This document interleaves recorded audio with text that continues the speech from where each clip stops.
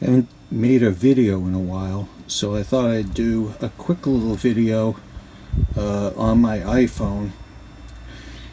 I've been getting into point and shoot 35mm photography as of late, and the prices on these things have skyrocketed for some strange reason. They can be found very inexpensively, sometimes when you're not looking. Despite the fact that I've been able to get one of them at a yard sale, I would say yard sales are not the greatest venues to find a point and shoot camera. It's going to be like a shot in the dark. So I would strongly recommend that you check thrift stores, eBay with some caveats, maybe shop Goodwill, but your local thrift stores should find something, as well as talking to friends and relatives. They may have cameras that they think are worth a fortune, and it turns out to be one of these little point and shoots. This is the granddaddy of all point and shoot cameras. This is an original Canon Sure Shot. I got this for free. I originally bought it on eBay.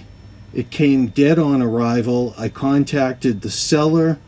They promptly refunded what I paid for the camera as well as shipping. All I did was use my kind of formula to clean the battery contacts, and that's cheap white vinegar that you can get at the dollar store and very expensive deoxit D5. I hate promoting deoxit D5. It's the most overpriced, overused contact cleaner there is, but it does work. It's great for flushing and dissolving. It has a kind of a flushing action. It's safe on plastic. Just don't go crazy spraying this stuff. You may also want to get one of these little dental picks that you can get at Harbor Freight. You can buy whole packs of them for maybe $1 or $2. A little flathead screwdriver. You're going to need these things because some of these point and shoots are going to come with disgusting battery corrosion. And then emery board for cleaning the inside of the door where there will be more battery contacts. That should be a good little kit to get you going. This next one, I'm going to try to open this up here. Let's see if we can pause the camera. This is the best point and shoot camera that I have ever used. The Nikon One Touch. Has a 35mm f2.8. The Canon has a 38mm f2.8. Both lenses are really sharp. I actually think this one has a sharper lens. There you go, ready for action. But it allows you to set your focus zones in advance. The Canon Sure Shot will only tell you your focus zone after you've taken the shot. You can also pre-focus with the self-timer, but this guy just nails focus. Show you the Leica next. The Leica Mini.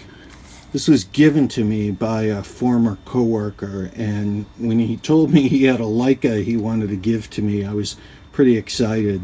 When he gave this to me, I was a little disappointed, but beggars cannot be choosers. This thing is an absolute piece of junk, and amazingly they're selling for $250 to $350 on Fleabay. I would not pay that for one of these cameras.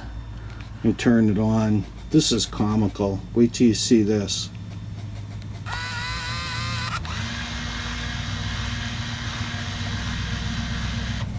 how long it takes for that lens to extract from the body.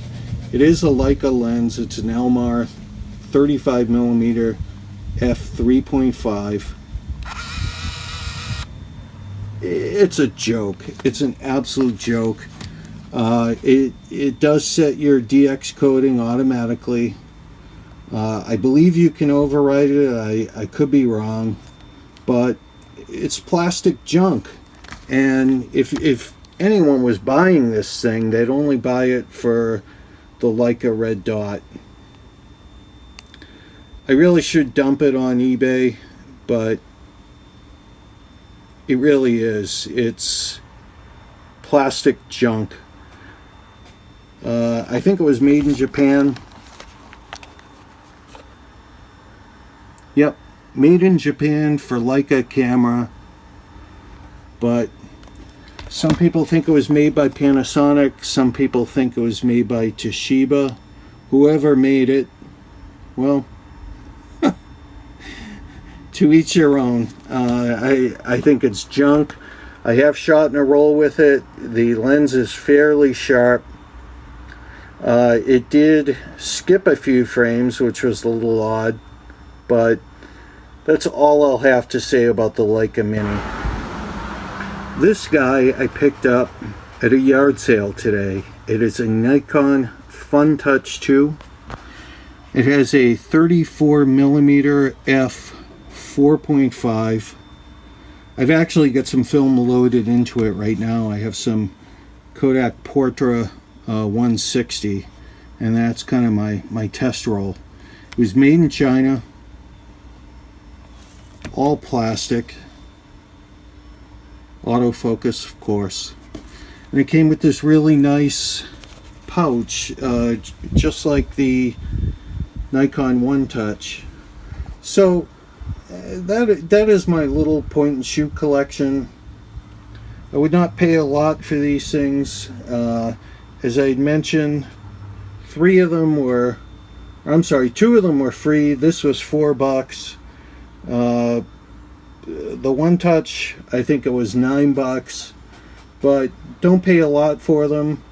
Check the battery compartments, clean them with vinegar and deoxit, and a little dental pick and a flathead screwdriver, and in most cases you should get them going again. So hope you enjoyed this video. Happy shooting. Take care for now.